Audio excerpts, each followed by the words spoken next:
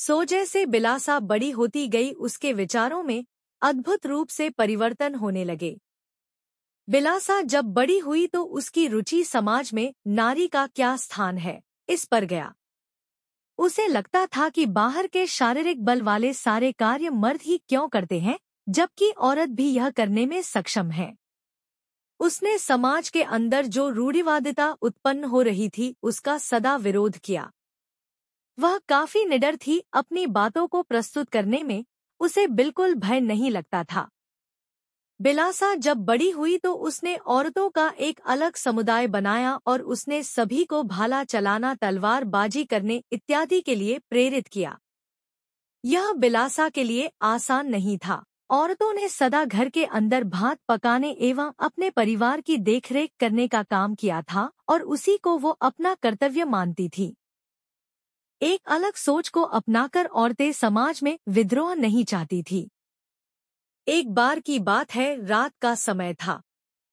सभी लोग सो रहे थे, तभी गांव में एक भेड़िया घुस आया। एक झोपड़ी में चुपके से घुसकर उस भेड़िए ने एक अबोध बच्चे को मुंह में दबा लिया।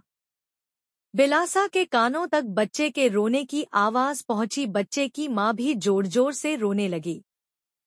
बिलासा ने निडरता से आगे बढ़कर उस भेड़िए पर भाले से वार किया।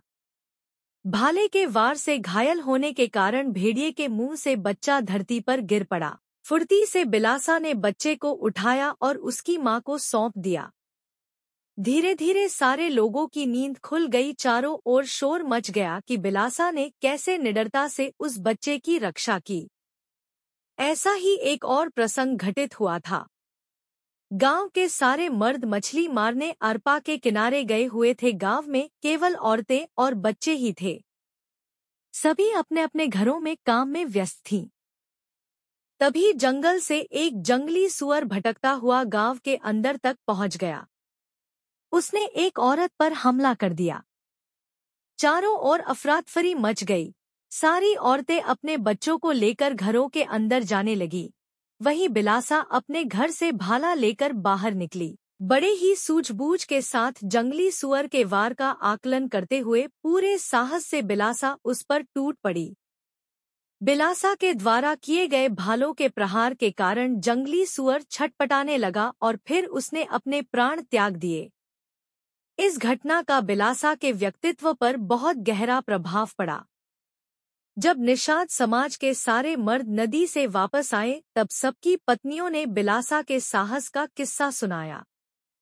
सारा गांव बिलासा की जय जयकार करने लगा। अगल-गल के गांवों में बिलासा की वीरता की चर्चा होने लगी। औरतों की मानसिकता पर इसका गहरा प्रभाव पड़ा। सबको बिलासा की यह बात सही लगने लगी कि औरतें भी मर्दों की तरह वीरता पूर्ण कार्य कर सकती हैं। धीरे धीरे बिलासा ने बलवान और वीर नर और नारियों का एक समुदाय बनाया। अब गांव की रक्षा का दायित्व बिलासा के इस समुदाय ने ही अपने हाथों में लिया। उसके बाद जब भी गांव में जंगली जानवरों का आतंक मचता था, यह समुदाय गांव लिए तैयार रहता था। बिलासा ने अपने समुदाय में पुरुष एवं औरतों का अलग समूह बनाया। का कार्य मूलतः गांव की रक्षा के लिए तत्पर रहना ही था। उस समुदाय के सभी सदस्य को, चाहे वह पुरुष हो या स्त्री, भाला चलाना तथा तलवार बाजी करना सिखाया गया। बिलासा ने औरतों का अलग अखाड़ा तैयार करवाया जिसमें बिलासा ने औरतों को कुश्ती का अभ्यास करवाना शुरू किया। पूरे समुदाय में भी बिलासा बड़ी बलवान थी। वह अच्छे अच्छे खिलाड़ियों को पछाड़ने की क्षमता रखती थी। बिलासा ने सबको समझाया कि तन की शक्ति से बढ़कर मन की शक्ति हमें ताकत देती है। बिलासा ने अपने गांव के अंदर वीरता के इतने उदाहरण प्रस्तुत किए थे कि सभी लोग अब उसकी बातों को बहुत ही ध्यान लगाकर सुनते थे और समझने की कोशिश करते थे। एक बार बिलासा नदी की ओर जा रही थी, तभी उसे किसी झोपड़ी के अंदर से चीखने चिल्लाने की आवाज आई। बिलासा उस आवाज की ओर बढ़ने लगी। उसने देखा कि झोपड़ी के अंदर एक पति अपनी पत्नी को बुरी तरह पीट रहा था। वह औरत पति की मार को झेलते हुए रोए जा रही थी और बचने का प्रयास नहीं कर रही थी। बिलासा को यह सहन नहीं हुआ। उसने झोपड़ी के अंदर जाकर उसके पति को गर्जना भरे स्वर में चुनौती दी और कहा, अगर इसके बाद तुमने एक बार भी इसे छुआ तो महामाया माता की कसम, यही तुम्हारे सिर को धड़ से अलग कर दूंगी। उस समय बिलासा की आंखें गुस्से से लाल हो गई थी। जब भी बिलासा ऐसी चीजें घटित होते देखती थी तो वह काली का रूप धर लेती थी। बिलासा का ऐसा रूप देखकर उस मर्द की पत्नी घबरा गई और उसके चरणों पर गिरकर प्रार्थना करने लगी, यह कहकर कि मेरे पति को छोड़ दो, तुम चाहो तो मेरी हत्या कर दो। यह सुनकर बिलासा ने अपने क्रोध को नियंत्रित किया। एक बार बिलासा तेंदू फल तोड़ने जंगल की ओर जा रही थी। वह रोज कुछ तेंदू फल तोड़कर लाया करती थी।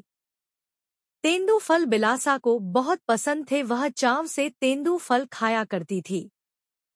वहीं पर कुछ छोटी बच्चियां गोटा का खेल खेल रही थी। उनमें से एक बच्ची कह रही थी, आज मोर बिहाव हवे, अर्थात आज मेरी शादी है, तुम सब मेरी शादी में आना। ये बातें बिलासा के कानों तक भी पहुंची।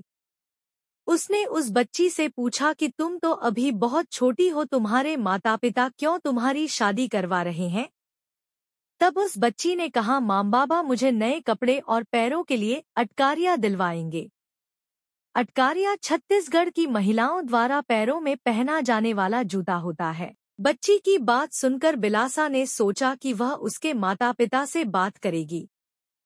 विवाह के समय बच्ची के माता पिता से जाकर बिलासा ने बात की और समझाया कि अभी बच्ची की तो उम्र नहीं हुई है, वह बहुत छोटी है, आप लोग उसका विवाह मत करवाएं। साथ ही उसने लड़के के माता पिता को भी समझाया कि अगर आप लोग छोटी लड़की को अपनी बहू बनाएंगे तो वह आप सबका ध्यान भी नहीं रखेगी और आप लोगों को भात भी पकाकर नहीं खिला पाएगी।